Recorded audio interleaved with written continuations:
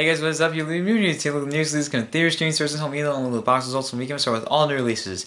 Yes, I am extremely late, but in case you didn't see the update, I went to San Antonio from Monday to early evening today because I'm in the marching band and we were going to the state, and we were going to perform in the state marching competitions there. But we finished, and I'm hoping to catch up. So let's get started. All new releases are coming out on Friday, November 11th, and the first one is Arrival, which is directed by Denis Villeneuve, stars Amy Adams, Jeremy Renner, Forest Whitaker, Michael Stolberg, Mark O'Brien, Zima. If I pronounce any of these words wrong, feel free to comment with pronunciation. Has a 96%, 94 reviews. Arrival delivers a must-see experience for fans of thinking person sci-fi that anchors its heady themes with generally affecting emotion and trigger performance from Amy Adams. I'm definitely really kind of excited. I'm actually pretty excited for this movie. I've only seen one Denis Villeneuve film, and that is Sicario, which I think is a great movie. And the trailer didn't really impress me that much, unfortunately. I felt like it was hanging in a direction that was going to prove detrimental to it, but maybe that's because of some misleading marketing. I honestly don't know. I think I saw a different trailer that was definitely a little better and actually got my hopes up. But I mean, the reviews alone sold me. I mean, this thing was doing great at the Venice International Film Festival. So yeah, I'm definitely excited for it. Great talent both behind and in front of the camera. And Denis Villeneuve has really been making a name for himself in this decade. You know, thanks to Incendies, Prisoners, Enemy, Sicario, and also he's making Blade Runner 2049, which is a sequel to Blade Runner, which I absolutely love. I'm interested to see how that turns out. And also the script for this film is on the blacklist. Interesting. And honestly, it'd be kind of cool. It's interesting to see a lot more intellectual sci-fi. It'd be nice to get more of those. Insert Star Trek reboot series joke here. Yeah. I mean, I just really hope. Really hope it turns out great. Has great reviews. So I really hope it delivers. Next one is Shut In. This is directed by Farron Blackburn. Stars Naomi Watts, Oliver Platt, Charlie Heaton, Jacob Tremblay, David Cubbett, Ellen David. One bad review posted. Yeah, that's not really a great start. I don't really know anything about this. I think it's supposed to be like a psychological thriller. Nice to get some more good ones. My favorite actually is The Invitation, which I just absolutely love. So it'd be nice to get more of those. I mean, Naomi Watts is a very talented actress. Jacob Tremblay is also making a name for himself thanks to Room, which he was great in. So let's just hope for the best. Next one is Almost Christmas. This is written and directed by David E. Talbert. It stars Danny Glover, Kimberly Elise, John Michael Higgins, Romany Malco, Monique, J.B. Smoove, Gabriel Union, Omar Epps, Nicole Ari Parker, Jessica Usher. 44%, 9 reviews. Yeah, I saw a trailer. This just looks like the same Christmas ensemble comedy I've been seeing over and over and over again. It just doesn't seem anything really new or unique. Just nothing to make it stand out from all the usual offerings. I mean, there were some funny moments in the trailer, but overall, most of the jokes I've heard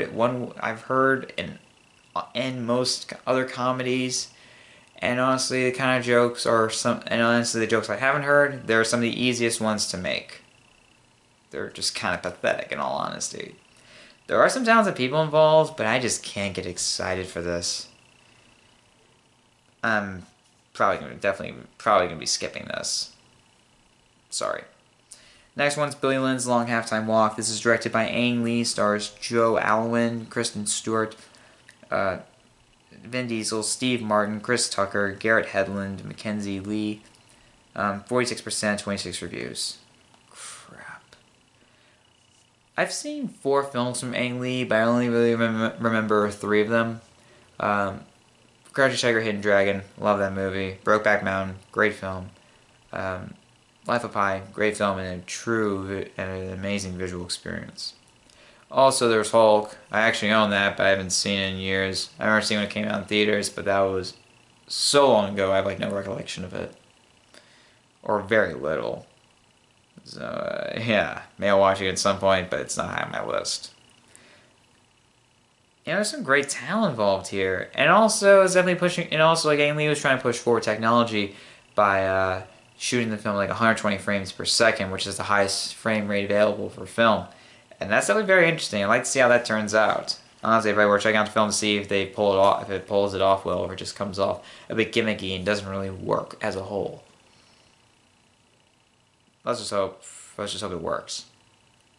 Honestly, reviews really aren't that great. Hopefully they improve, but at this point, there isn't that much of a possibility. I might just skip out on this. Next one, USS Indianapolis, Men of Courage, directed by Mario Van Peebles. Stars Nicolas Cage, Tom Sizemore, Thomas Jane, James Remar, Matt Lanter, Brian Presley, Johnny Wachter. 17%, 6 reviews. I guess a lot of us were expecting that, considering the fact that Nicolas Cage stars in a lot of bad movies, which is really sad considering how talented he is. Why can't? Does it really hurt to try to, like, do more good films? Is it hard to do that? Honestly, he deserves better than this. I just hope he makes better decisions in the future. There's no denying I'm definitely skipping this. Next one's The Monster, written and directed by Brian Bertino. Stars Zoe Kazan, Scott Speedman, Ella Ballantine. 80%, 10 reviews. It's supposed to be a horror film, and we're getting another horror film with good reviews. 2016's been a great year for horror films. I haven't seen the bad ones, like the ones considered bad, like The Forest, Purge Election Year, The Boy. But maybe I'll check those out of curiosity, or maybe just to add something to my worst list. And you watch more of those. And yeah, it's just there's not much you can say about that. So far, it maintains a fresh rating, and I really hope it maintains that, because I like more good stuff. Also, it's being distributed by A24, and I really like a lot of their stuff so far. So let's hope this is another quality offering from them. Next one is L-E-L-L-E. The reason I'm telling you that is because I honestly don't know if I'm pronouncing this right. I am so bad at pronouncing surnames, but sometimes I can screw up first names as well. Honestly, I screw up names in general way too much. This is directed by Paul Verhoeven. Stars Isabelle Hubert, Laurent Lafitte, Anne Consigny, Charles Berling. 92%, 60 reviews. Elle finds director Paul Verhoeven operating at peak power and benefiting from a typically outstanding performance from Isabelle Hubert in the central role. I'm very interested in checking this out. I've only seen one Paul Verhoeven film, it's RoboCop, which I think is a great movie. I'm just very interested to see how this turns out. I mean, especially considering the fact it has such great reviews and some talented people involved. I just hope to check it out at some point. Next one is The Love Witch. This is written, directed, composed, produced, and edited by Anna Biller. She also was the production designer and also the costume designer. She was also a set decorator, or set designer. Yeah, she played a lot of roles in this. She played a lot of roles in the production of this movie. Gotta give her credit. Stars Samantha Robinson, Laura Waddell, Jeffrey Vincent Parise.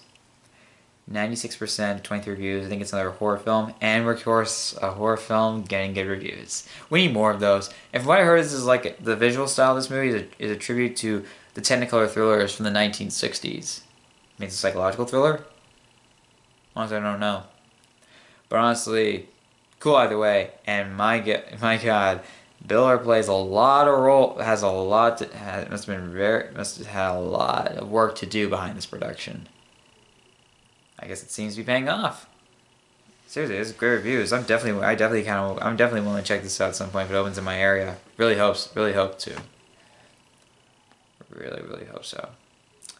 Next one's National Bird. This is a documentary, 100% 10 reviews.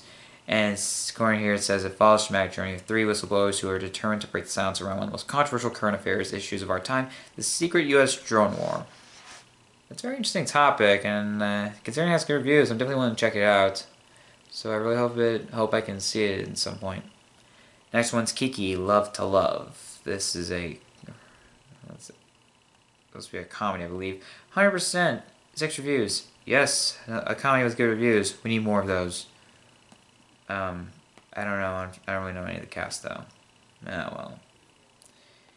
Yeah. Let's hope it maintains that fresh rating because I want more good stuff, obviously. Next one is Come and Find Me. This is written and directed by Zach Whedon. Stars Aaron Paul, Annabelle Wallace, Garrett Dillahunt, Zachary Knighton, Terry Chen. 2 good reviews and 1 bad review. Another, like a member of the Whedon like a Whedon sibling, working on making directorial debut, I believe. Cool. By the way, when is Jed Whedon going to make his debut? That'd be, his directorial debut. That'd be nice. I mean, I love Joss Whedon, obviously, and I'd just like to see more work from the entire family as a whole.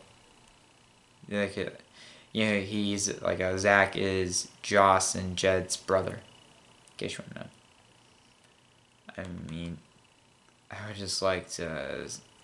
The reviews so far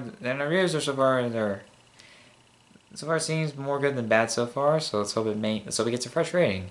And I really like to see more work from the Whedon siblings on film. It'd be nice.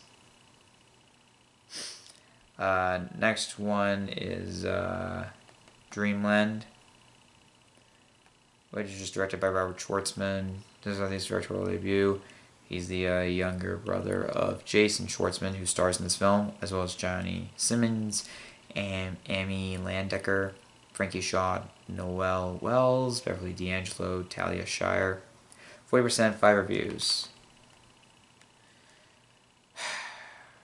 Man, it just makes me rather sad to see something like that not getting less than stellar reviews, because honestly it would be nice to have nice to have more good stuff, because obviously I want that. But unfortunately it's not going to happen. And it's kind of sad considering that there are some talented people here, especially Jason Schwartzman. So it's kind of sad that it doesn't really seem to be doing very well. I guess I might have to just skip it. What can you do? Alright, next one is The True Memoirs of an International Assassin. This is a Netflix original film. It's directed by Jeff Wadlow, written by Jeff Morris. Stars Kevin James, Zule Henao, Andy Garcia, Kellen Coleman, Maurice Comte, Kim Coates, PJ Byrne. 1 bad review.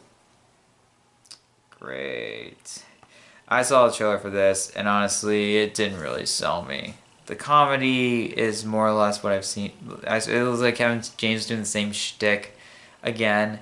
The trailer didn't really make me laugh, and honestly, it didn't really intrigue me that much. I know the script was on the blacklist, but honestly, just because it's on the blacklist doesn't mean the film's gonna be good or bad. It's just a script that was popular with the people that are in charge of the survey, or just in charge, putting the survey together, and also it was just popular among Hollywood and all that.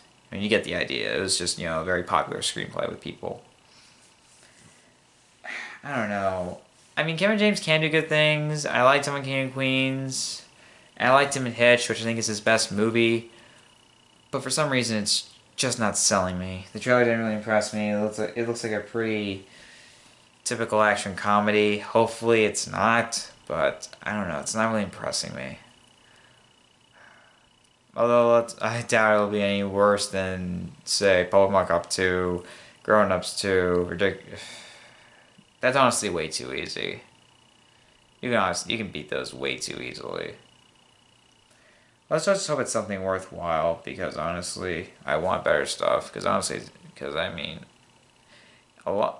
like a lot of Netflix original films, when it comes to comedies, not a lot of them seem to be very good. People have talked bad about, Special Correspondence.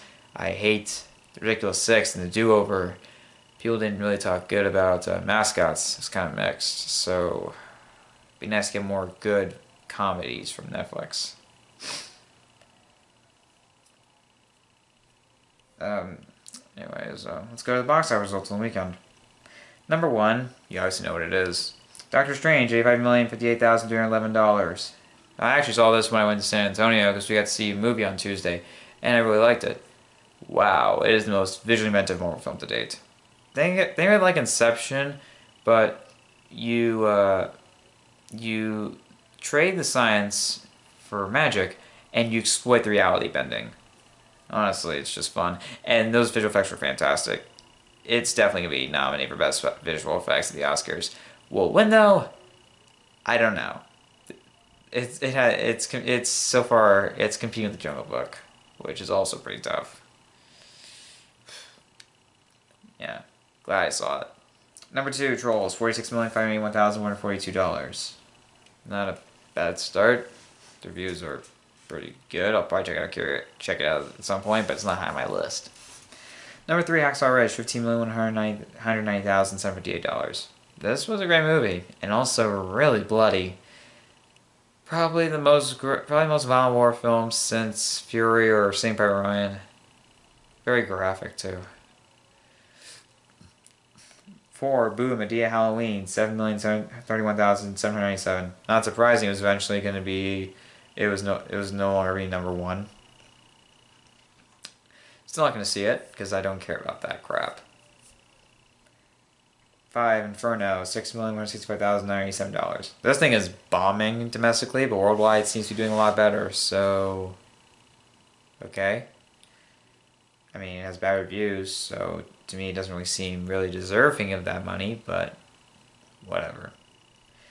6, The Accountant, $5,872,033. Yay, it's a success. I thought it was fine. 7, Jack Reacher Never Go Back, $5,453,273. This thing has made its budget back in foreign territories, but not domestically. Yeah, well. 8, Ouija Origin of Evil, $3,869,765. Is this ever gonna beat, like, outgross Ouija? This has made $64.8 million so far, and it's been almost 3 weeks since it came out. I don't know if that's likely, but let's hope so. 9, The Girl on the Train, $2,698,575. I didn't see this. I might check it out. 10, Miss Peregrine's Home for Peculiar Children, $2,058,229. I'll probably check this out, but it's not high on my list. 11, Moonlight. This actually was a huge step up because it was at 16 last week. $1,235,275 plus 45.3%, and plus 47 more theaters for a total of 83. I really hope to check this out at some point. I really hope it opens in my area soon because, you know, it's one of the highest rated movies of the year, and I would love to watch it. 12, Kingdom of the Joneses, $1,092,302. Yeah, this thing's a bomb. $40 million budget, and it's made almost $20 million. Yeah, this thing isn't making its budget back at all. 13, Storks, $1,558,000. No, $1,558,000. I still didn't see this. I might check it out. I don't have my list though.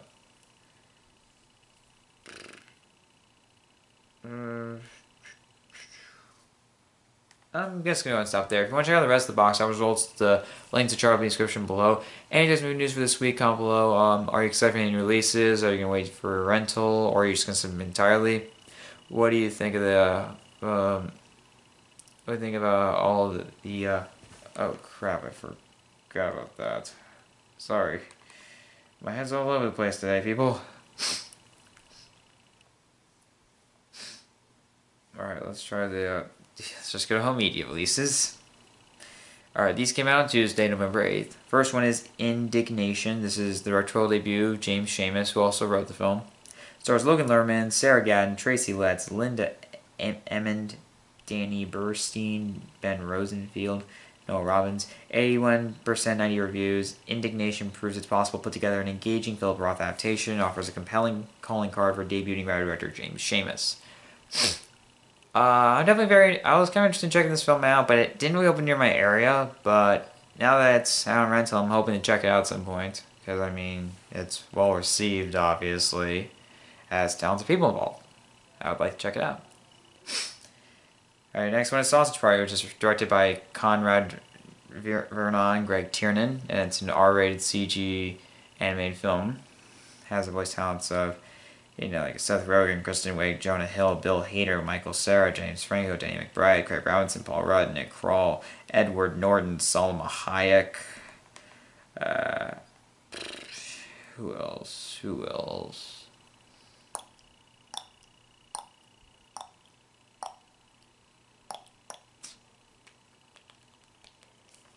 Who else? Who else was it?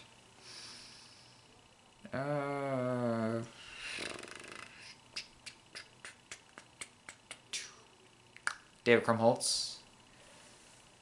I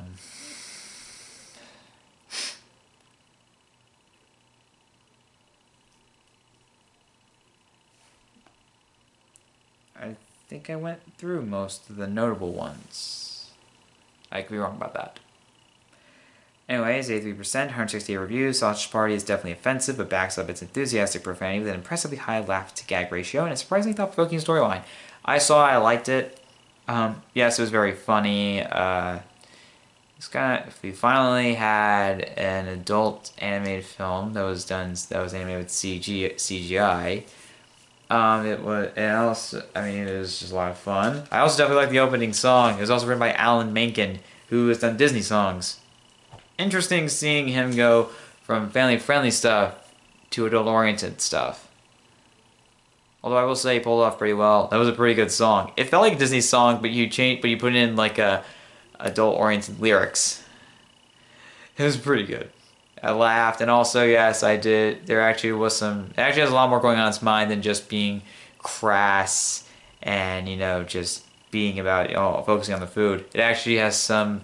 It actually kind of puts on commentary on religion, and this feels like something that like Trey Parker, Matt Stone would do, because it just has that feel to it. It has this absurd feel to it, like South Park does, but it does have some commentary. So I definitely don't like that. Not perfect though. Not all the jokes hit. The third act actually kind of surprised me, by the way. That's a good thing, by the way. Let